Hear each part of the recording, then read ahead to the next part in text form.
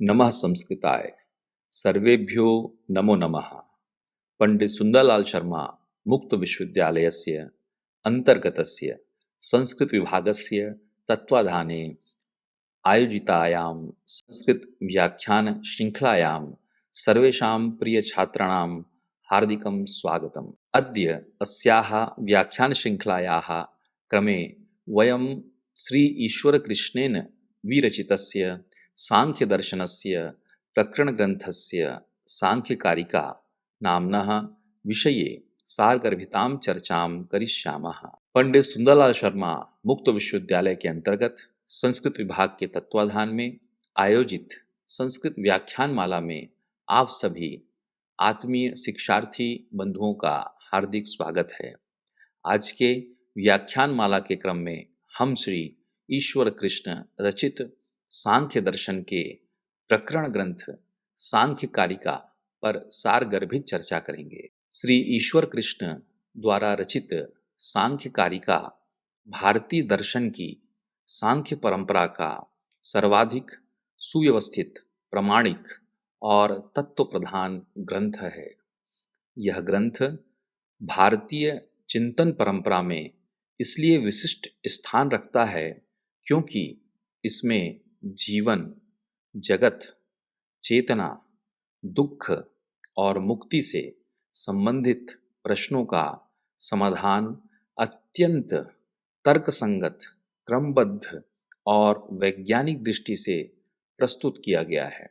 सांख्य कारिका केवल दार्शनिक सिद्धांतों का संकलन नहीं है, बल्कि यह मनुष्य को उसके अस्तित्व के यथार्थ स्वरूप का बोध कराने वाला ग्रंथ है।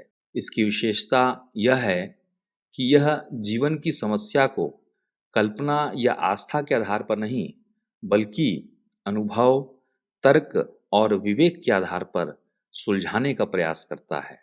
यह दर्शन तत्व मीमांसा और ज्ञान मीमांसा के क्षेत्र में एक सुव्यवस्थित और वैज्ञानिक दृष्टिकोण प्रस्तुत करता है।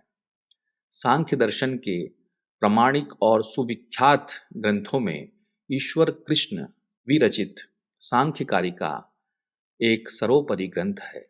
यह ग्रंथ संक्षिप्त कारिकाओं के माध्यम से संपूर्ण सांख्य दर्शन को सूत्रबद्ध रूप में प्रस्तुत करता है। सांख्य कारिका की परंपरा का मूल महर्षि कपिल माने जाते हैं। श्री ईश्वर कृष्ण स्वयं को इस दर्शन का प्रवर्तक न मानकर परंपरा का संवाहक स्वीकार करते हैं। वे इस तथ्य को प्रारंभ में ही स्पष्ट करते हुए कहते हैं, कपिलम प्राहुराचार्यम शिष्यम आसुरीमेव च पंचशिखम ततो अन्येभ्यः सांख्यम प्रोक्तम मनीषिभिः। इस कारिका से यह स्पष्ट होता है कि सांख्य दर्शन किसी एक व्यक्ति का आकस्मिक बौद्धिक निर्माण नहीं है, बल्कि यह गुरु शिष्य परंपरा में विकसित हुआ एक सुसंगठित दार्शनिक तंत्र है। कपिल से आसुरी, आसुरी से पंचशिख और आगे अन्य आचार्यों के माध्यम से यह दर्शन विकसित होता रहा।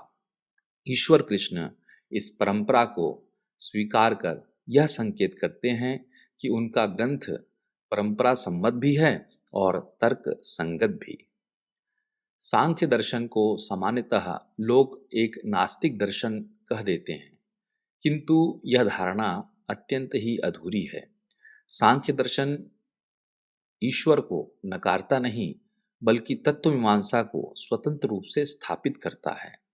यह दर्शन पूछता है, दुख क्यों है, बंधन क्यों है और उससे मुक्ति कैसे संभव है। यहीं से सांख्य कारिका की दार्शनिक यात्रा प्रारंभ होती है। किसी भी दर्शन की शुरुआत समस्या से होती है। सांख्य कारिका की पहली ही कारिका हमें जीवन की मूल समस्या से परिचित कराती है। ईश्वर कृष्ण मानते हैं कि दर्शन का प्रयोजन तभी सिद्ध होता है जब हम जीवन के दुखों का समाधान प्रस्तुत करें। इसी कारण वे सबसे पहले दुख की समस्या को सामने रखते हैं। कृष्णस्य सांख्यकारिका दुःखत्रयविनाशाय त्रयाभिघाता जिज्ञासा तदपघातके हेतम् दृष्टे सा पार्था चेन्नैकान्ताद्यन्ततो भावात्। इस कारिका में सांख्य दर्शन की संपूर्ण प्रेरणा निहित है। मनुष्य 3 प्रकार के दुखों से निरंतर पीड़ित रहता है। शरीर और मन से उत्पन्न रोग, पीड़ा, शोक और चिंता आध्यात्मिक दुख कहलाते हैं। अन्य प्राणियों, मनुष्य या पशु से उत्पन्न कष्ट अधिभौतिक दुख कहलाते हैं। प्राकृतिक आपदाएं जैसे अतिवृष्टि, अनावृष्टि, भूकंप या महामारी, यह सब अधिदैविक दुख के अंतर्गत आते हैं। इन दुखों से व्याकुल होकर मनुष्य यह जिज्ञासा करता है कि क्या कोई ऐसा साधन है जिससे इन दुखों का पूर्ण और स्थायी नाश संभव हो सके। ईश्वर कृष्ण स्पष्ट करते हैं कि सामान्य लौकिक उपाय अस्थायी होते हैं, क्योंकि वे ना तो पूर्ण निश्चित होते हैं और ना ही शाश्वत। इसलिए दर्शन की आवश्यकता होती है, जो दुख के मूल कारण को पहचान कर उसका स्थायी समाधान प्रस्तुत कर सके। दर्शन का आधार ज्ञान है और ज्ञान का आधार प्रमाण। इसलिए सांख्य कारिका में प्रमाण सिद्धांत का विवेचन किया गया है।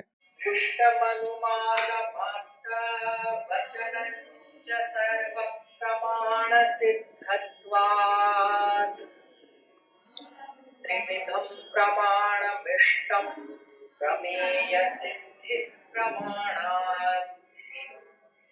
इस कारिका के अनुसार प्रत्यक्ष, अनुमान और आप्तवचन, ये 3 प्रमाण ज्ञान के साधन हैं।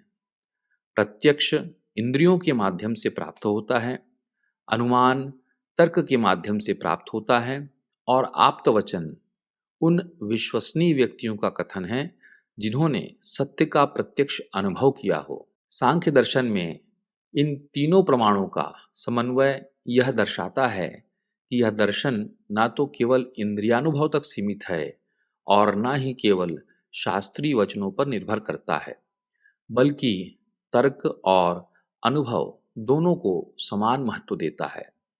ज्ञान की यह प्रक्रिया हमें सृष्टि के मूल कारण की खोज की ओर ले जाती है। सांख्य दर्शन के अनुसार संपूर्ण जगत का मूल कारण प्रकृति है।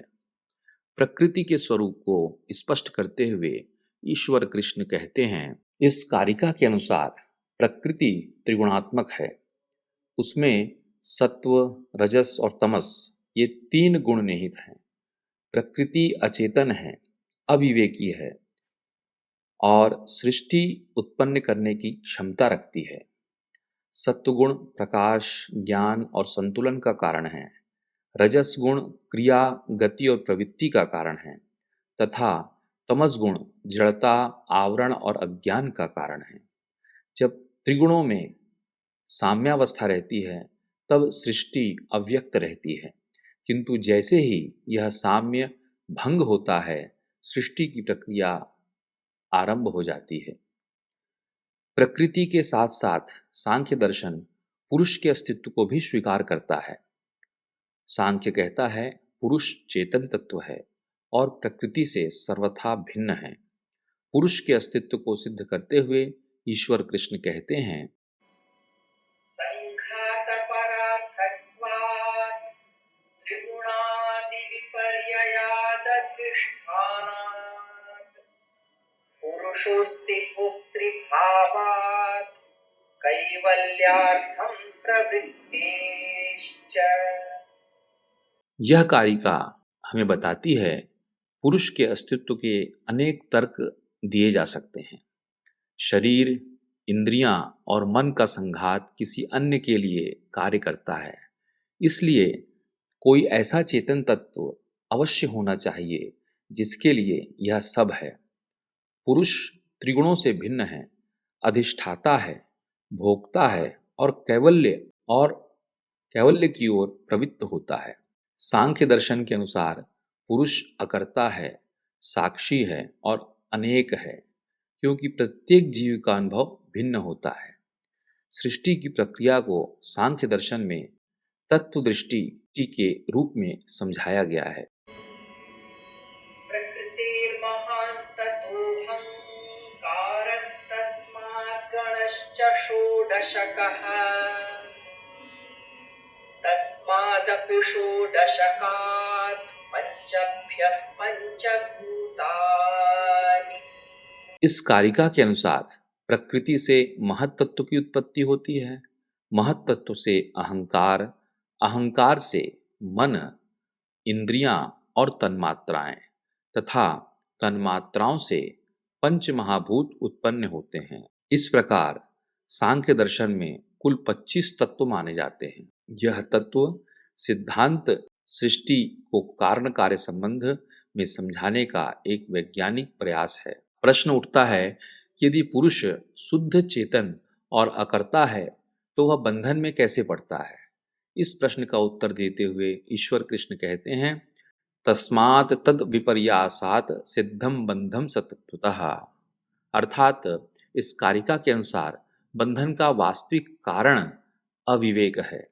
जब पुरुष स्वयं को प्रकृति और उसके विकारों के साथ तादात्म्य में मान लेता है तब वह स्वयं को कर्ता और भोक्ता समझने लगता है।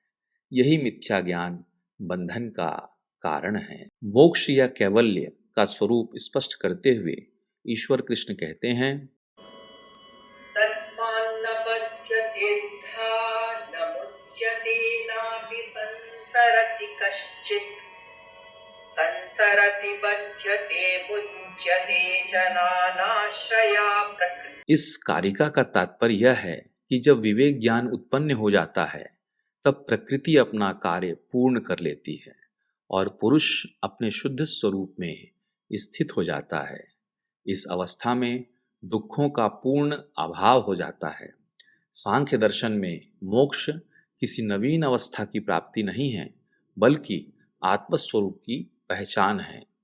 इसी कारण कहा गया है कि विवेक ख्याति ही मोक्ष है। इस प्रकार सांख्य कारिका मानव जीवन की समस्या का समाधान अत्यंत तार्किक और व्यवहारिक ढंग से प्रस्तुत करती है। यह दर्शन मनुष्य को यह बोध कराता है कि दुख का मूल कारण बाह्य परिस्थितियां नहीं बल्कि अविवेक है और इस अविवेक का नाश केवल ज्ञान के द्वारा ही संभव है। सांख्य कारिका का प्रभाव योग दर्शन, वेदांत और आधुनिक मनोविज्ञान तक विस्तृत है।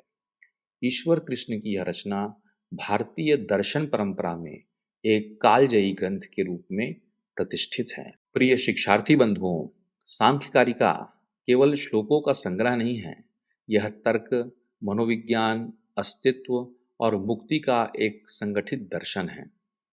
आधुनिक साइकोलॉजी में बुद्धि, अहंकार का विश्लेषण, स्ट्रेस मैनेजमेंट में विवेक ज्ञान, इंडियन नॉलेज सिस्टम में प्रकृति से पुरुष सिद्धांत, सबकी जड़ में सांख्य दर्शन उपस्थित है। अतः सांख्य कारिका को समझना भारतीय दर्शन को वैज्ञानिक दृष्टि से समझना ही है। निष्कर्षतः कहा जा सकता है कि सांख्य कारिका भारतीय दर्शन की एक अत्यंत महत्वपूर्ण दार्शनिक कृति है जो तर्क, अनुभव और विवेक पर आधारित है। योग, वेदांत तथा आयुर्वेद जैसे दर्शनों पर इसका गहरा प्रभाव दृष्टिगोचर होता है। संक्षिप्त होते हुए भी यह ग्रंथ गूढ़ दार्शनिक विषयों का सुबोध और तार्किक प्रतिपादन करता है। आज के अकादमिक और दार्शनिक विमर्श में सांख्य कारिका की प्रासंगिकता अक्षुण्ण बनी हुई है।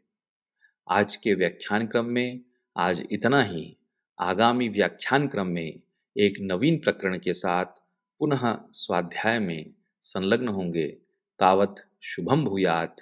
जयतु भारतम, जयतु संस्कृतम।